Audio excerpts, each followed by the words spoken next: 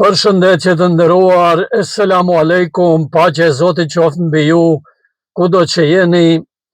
Pyetja që shtrohet është në çfarë kohe po jetojmë, në çfarë bote po jetojmë. Jetojmë në botën e Epsteinit, ose në kohën e post-Epsteinit? Kush po na udhëheq? Kush janë politikanët botëror që kanë peshë botnore që vendosin mbi fatin e popujve të vegjël? Kush janë ata që na udhëheqin? Shikoni gjithandej çka po ndodh. Vjen i forti të vret. Vjen i forti don ta ndryshojë edhe qeverinë e zgjedhur demokratikisht nga një popull. Mund të mendojmë dhe mund të besojmë, mund të gjykojmë, të analizojmë, e ta interpretojmë një regjim në Iran si të duam, por ajo që ndodh është shkatrim i një shteti vetëm për të ardhur deri te resurset natyrore të tij. Pra një thjesht thonë me fjalë të thjeshta për ta kuptuar çdo kush, nuk është në pyetje me të vërtet ajo që po propagandohet e që po proklamohet, regjimi të rrëzohet, të ndrohet, regjim change, ku ta di unë, krejt bota, edhe ai njeriu më i thjesht i tregut, i pazarit atje, e di se për çka bëhet fjalë. Në qoftë se kthehemi pas dhe shikojmë historinë e para diku 80 viteve, në vitin 1953, atëherë është bërë puç, komplot, ndaj një kryeministri të zgjedhur në mënyrë demokratike, që në atë kohë, në 1953, shumë shtete perëndimore, as që e kanë pas idenë e parlamentarizmit, si organizohen zgjedhje parlamentare demokratike. Irani atëhershëm ka zgjedh Mohamed Mossadegh premier ministër, kryeministër në zgjedhjet demokratike. Por regjimi i atëhershëm anglo-amerikan, britanes e kështu me radhë, për ta mbajtur edhe më të qie primatin mbi naftën e kompanisë iraniane që quhet Anglo-Iranian Oil, sepse kryeministri i atëhershëm Mossadegh ka dashur që ta nacionalizoj këtë kompani, pra ta shndroj në një kompani shtetërore, që shteti iranian ta ketë licencën apo ajo kompani të jetë nën patronazhin e shtetit, që absolutisht nuk është as jo demokratike, jo humane e ku ta di çka, por thjesht është diçka total e drejtë e njerëzishme që populli, shteti të jetë çka? Ai i cili do e kontrolloj çështjen e çmimit, çështjen e shiqjes, e produksionit, prodhimit, shpërndarjes, distribucionit, ku ta di unë çka, por që nuk u ka konvenuar fuqive të atëhershme dhe e rrëzojnë këtë njeri, këtë kryeministër të zgjedhur demokratikisht. Kjo që ndodh sot nuk do koment se është për çështje tjera. Pra i forti ka qenë edhe është edhe do të jetë ai i cili ta dikton edhe jetën. Të dobtit, të vegjëlit, asnjëherë nuk kanë mund të vendosin për vetveten. Kush e di sa i drejtë të jesh? Kush e di sa i mençur të jesh? Kush e di sa i sinqert të jesh? Sepse çmimi sot që paguhet për një mall që është jashtëzakonisht i shtrenjtë dhe jashtëzakonisht i rrallë, e që nuk ka çmim që mund ta paguaj, e dini kush është, o njerëz? Morali, sinqeriteti, drejtësia e vërteta. Ajo sot shkelet gjithandej. Ndoshta ajo edhe shkelet dhe gje dhe pargje, dhe me siguri është shkel, sepse njerëzimi nuk ekziston prej sot, ose prej kësaj dite, por kësi lloj luftash e shkatrimesh nga dora e njeriut, nga mendja e njeriut, nga fuqia e njeriut ka ndodhur që me krijimin e njeriut të parë. Vllaun e ka vra që në fillim të njerëzimit. Ajo historia e cila është e shënuar në librat hynor, sikurse që është Bibla e Kurani, aty ne kemi historinë e njeriut të parë e bijve të Ademit, të cilët janë vra mes vete, dhe ai që vetveten e ka quajt ose e ka pasi më të fortë, e ka vra vëllaun e tij. Pra Kaini ose ai Kabili e ka vra atë Habilin. Për çfarë e ka vra? Për interesa të ulta. Dhe kjo padrejtësi, kjo shkelje, kjo vrasje vazhdon sot e kësaj dite dhe nuk do të ndalet deri në ditën e gjykimit, derisa të ekzistojë kjo botë. Shikoni kush na udhëheq. A e shikoni kush na udhëheq? Gjithandej, edhe në shtetet sikurse që janë shtetet tona të vogla në atë Ballkanin atje te na, ato shtetëzat e vogla, edhe atje kush është në pushtet?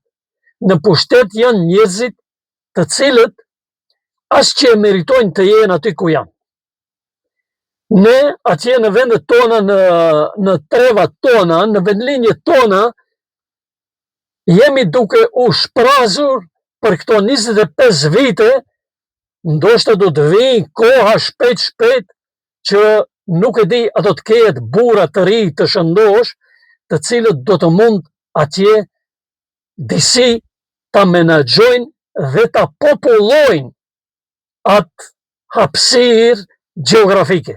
Sepse ky trend i cili i ngjan një eksodusi, nuk e di nëse vazhdon, a do të mbet dikush atje nga populli i cili vetveten e quan shqiptar. Ose nëse ka plane që dikush të vijë dhe të na zaventësoj, edhe kjo mund të jetë një teori e konspiracionit. Por, sikurse që e shohim, na udhëheqin kush? Ata të cilët janë të pamoralshëm, nuk janë të drejtë, janë komargji, janë kurvar, janë pedofil, e ku e di çka janë, e mashtrues, e gënjeshtar. Dhe ajo që duhet njeriu e shëndosh, me arsye të shëndosh, me mend dhe me intelekt të shëndosh, ta brengos, është se në këto struktura që udhëheqin me popull e me shtete e me institucione, ka edhe njerëz të cilët fshehen nën petkun e moralit, sikurse që është religioni, feja, qofshin ata prifta, qofshin pastora, qofshin hoxhallare mifti, e ku ta diun çka. Po ti shikoni punët të cilët i veprojnë, ju do të ndaleni dhe do t'ju ndalet frima, ju ngulfatet frima, o njerëz, kur e shikoni se me çfarë punësh dhe çfarë sjelljesh kanë ata, e çka prezantojnë, e çka reprezentojnë. Ata reprezentojnë libra hynor në të cilat shkruan shumë qartë dhe shumë shkurt që ta kuptojë çdo kush. Zoti, Allahu, si dush quaje, Perëndia, nuk është dakord me ata të cilët vrasin, me ata të cilët vjedhin, me ata të cilët uzurpojnë pasurinë e dikujt, me ata të cilët i shkelin të doptit, fukarat, halenxhit, skamnorët, jetimet. Allahu nuk është me këta. Allahu i quan këta njerëz, këta udhëheqës, këta lider, këta pris, qofshin ata fetar, qofshin ata sakrale profan, qofshin ata nga kisha e nga xhamia, qofshin ata nga qeveria e parlamentet, i quan qka zullumqar të cilët i dëmtojnë pikspari ata të cilët janë të sinqertë e të drejtë. Kësi lloj njerëzish neve na udhëheqin sot dhe fshehen në petkun e politikanit, e liderit politik, e kryetarit partisë, e ministrit, e kryeministrit, e hoxhës, e kryehoxhës, e kryeimamit, e muftinisë, e miftisë, e ku ta di çka. Dhe populli i cili në një farë mënyre apo në një farë mënyre tjetër ndoshta është edhe i varun nga këta struktura, ose është naif, ose është, më falni, budal, por që është blokuar në total, është i, si thonë ata në gjuhën tonë me barbarizma, është koqit krejt. Dhe as që e merë guximin të protestoj, të demonstroj dhe të i thot të keqës stop. Shikoni që ka ndodhë. Vjen, për shembull, mund të ta marrë nesër edhe shtëpi, në qoftë se ti nuk je i fortë dhe nuk i bën rezistencë dot. Dhe atje në shtet, në komunë, ku tjetë, nuk ke njerëz të cilët ndoshta do të mund të të mbrojnë, ose të kesh para dhe të paguajsh rishvete, ku ta di unë, mito, ti çka je? Je i dënuar që të vuesh, je i dënuar që të drejtën tënde asnjëherë të mos ta fitosh. Nuk je i sigurt në shtëpinë tënde. Nuk je i sigurt në oborin tënd. Dikush mund të thot, çka flet ky? Ai mund të thot, a e dini pse? Se nuk i ka ndodh akoma ati asnjë sprov. Çfarë sprove? Sprov e cila ja ngushton, e cila ja shkatron, e cila ja kufizon lirin, sigurin, jetën fundit, familjare, personale, e çka tjetë. Kjo nuk është masale, kjo nuk është prallë çka e them. Vjen në mesin e natës, mund të hyjë hajdut në shtëpi, të lidhe, të ta zënë gojen, të ta mshele gojen, të t'i lidhe, të t'i mshele syt.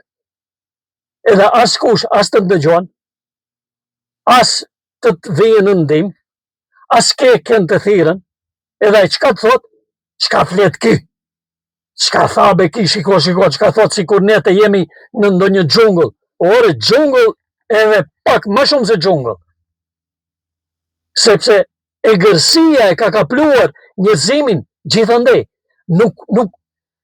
Me një shoqëri ku ligji nuk respektohet, me një shoqëri ku ligji nuk zbatohet, ku e drejta nuk shkon në vend, ku shteti nuk është shtet i së drejtës, pra i ligjeve, i zakonit, i moralit, i sinceritetit, i mbrojtjes së qytetarit, i sigurisë së qytetarit. Atëre, për çfarë shoqërie duhet të flasim? Si ta quajmë këtë?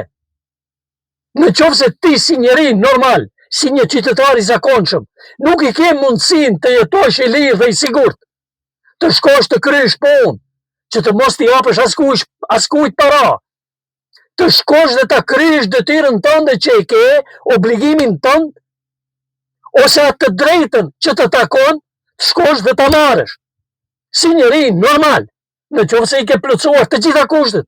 Po çka duhet? Ti duhet të kesh ose para, ose ta paguash atë, këtë, atë, që të mund të vish deri te një dokument i cili të takon. Pse të takon? Po ti je qytetar i atij shteti. Je shtetas i atij shteti. Je qytetar i asaj komune. Dhe ti nëse nuk e ke një të njohshëm, nëse nuk ke ti para, nëse ti nuk paguar rishvet, askush nuk të ndel në ndim. Të shutiratën si atë topin e futbollit. Nuk të merr në dorë. Mund të ta marrë mallin, ta ka marrë mallin, ta ka marrë tokën shteti dhe nuk ta jep. Thot, pagoje, metër katrorin kaq. 2.000 metre, 20.000 euro. E paguën qka? Malin tonë, tokën tënde. Pse?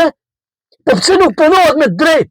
Pse parlamenti i shtetit të gjej quajtur Maqedoni, ose si do se në quhet, në këtë rast, Maqedoni e Veriut? Qka? Tokët të cilët i ka marrë Jugoslavia dikushme, shqiptarëve etnik, sot akoma nuk ja u kthen.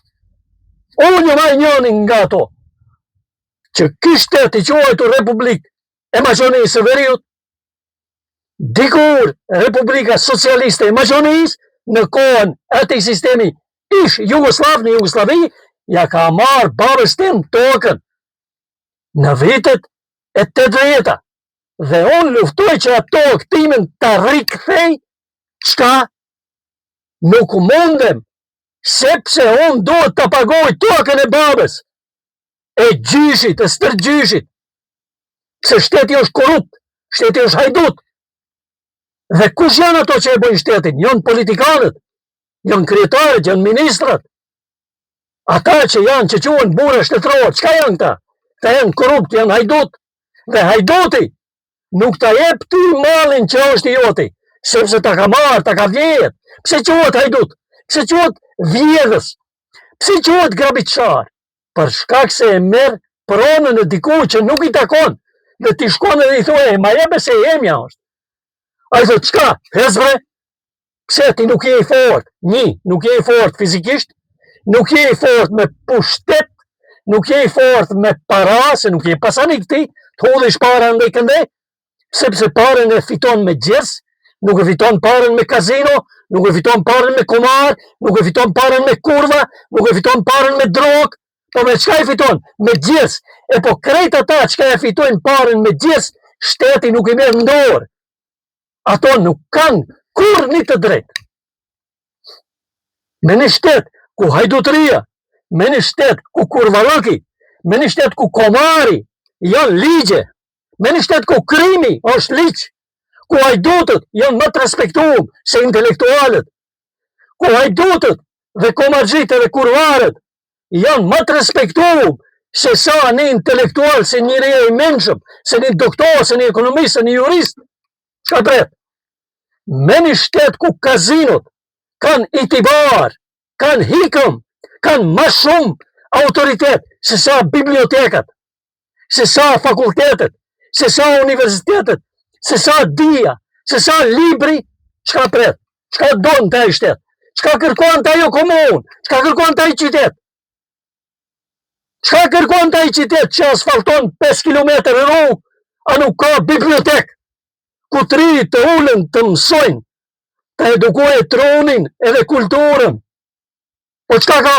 Kazino, në si të një qosh. Edhe çka pret për ati qyteti? Çka pret për ati kryetari komune? A i të të bojë mirë? A i të ti edukojë gjeneratët e arshme? Kazinot, a umshelen? Jo. Po para 2 vjetra nuk thanë të dëhim ne në pushtet edhe të imshelim kazinot. Kazinot janë shtohet dhe ma shumë. Edhe në përlagjet mahallat e qytetit. Pra, qka kemi? Kemi kazino. E kazino e qka është? Komar, o njëri thjesht, o popull. Komar. T'lush komar, bigjos. Tapesh 5.000, fitush 25.000, ku ka kështu? Kur Allahu në ka dhonë mend.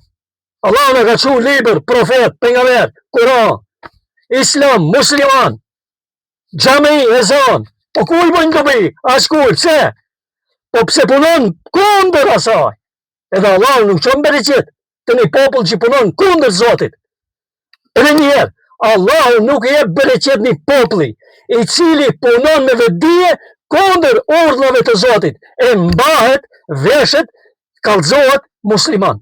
Allahu aq i vogël se kupton këta? Allahu këtij mileti nuk i jep bereqet. Hiç një pimen me këtë, thire e zoni nuk 5 herë. 100 herë thire në ditë. Jo një herë në haq, jo një herë numre, 5.000 herë shkoa. Nuk t'jep bereqet, ti duhet të luftush t'keqen, piks pari. T'keqen. Pejgamberi çka u tha arabëve? Shekullin e 7. Allahu më ka dërguar mua në mesin tuaj që të përmisoj karakteret e juaja, që të përmisoj virtytin e juaj, pun të këshia të hek. Për këtë më ka që Allah ju tha atin e në Mekë. 13 vjetë në Mekë u foli për karakter, për tërbije, për disiplin, për autoritet moral. Mbas 13 vjetëve, kur shkujnë me dine, Zoti ja bani obligim namazin, haqin, Ramazanin, zeqatin. A u kuptum? Pa moral, pa disiplin, pa respekt, pa sinceritet, pa e dash të vërtetën, bereqet më skërkoa, më belësesh dhe 5.000 herë, nuk do, nuk ban dobi. Ndreqë gjamin, jo me mermer, jo me druarat me mberin, jo të pikat pi Turkije, pi Persije, pi katë dush bjeri. Se Allahu nuk çuditet me fasadën e gjamiz. Ore kuptoa, edhe një herë, nuk çuditet, bile ma keq, dhe na dënoje ma shumë. Ka meri a falën batak, pen nga meri Allahut, a falën me dinën batak. Në batak, ha? Ska mund t'i mledha, ja? Ato pasadikat në të bojnë i gjamej që i mës tishtë kërkundi. Qëllimi i gjamejs nuk është muri, nuk o fasada, nuk o minarja e heshme, ore. Ka bo kisha 3 minare, hajne t'i bojmë 7 minare që të luftojna me të krishterët. E në qka dalëm e në kalzojna des. Amo qka bojmë gara? Gara në të keqen. Nëse një katedral në Rom ka qenë shumë e bukur, ose ku e di unë Londër e në qera qytetet botës, ku janë të krishterët shumic, qka të bojmë në vendet muslimane, dhe ndreshim Stambol, Rabat, në Fes, Marrakesh, ku ta di une, në Sarajev, Prishtinë, shku, një gjamej që quditën qerët. Ama se s'kimi biblioteka, se s'kimi shkollim si duhet, se s'kimi edukim si duhet, se të rinia në është helmor me drogë, se nuk mund të hecë në shkollat fillore ka hi droga, shetaj dileri drogë, kazinot, bizhozi, gjithandej, korupcioni, rishfeti, prostitucioni, kjo në ani. Kryesore ne kur të vi Ramazani dhe palohen edhe për taravi, dhe palohen edhe për iftare, ama punët oni se i kemi mut, oni se punojmë me pa drejt, oni se nuk e luftojmë pa drejtësin, jo, kështu nuk e ka. Allahu nuk na mëson neve kështu në Kuranin e ti fisnik. As pejgamberi Allahut nuk na mësoi në këtë mënyrë. Për atë shkak, ne jemi duke e paguar çmimin dhe do të vazhdojmë të paguajmë, përderisa sjellja jonë nuk do të ndryshojë.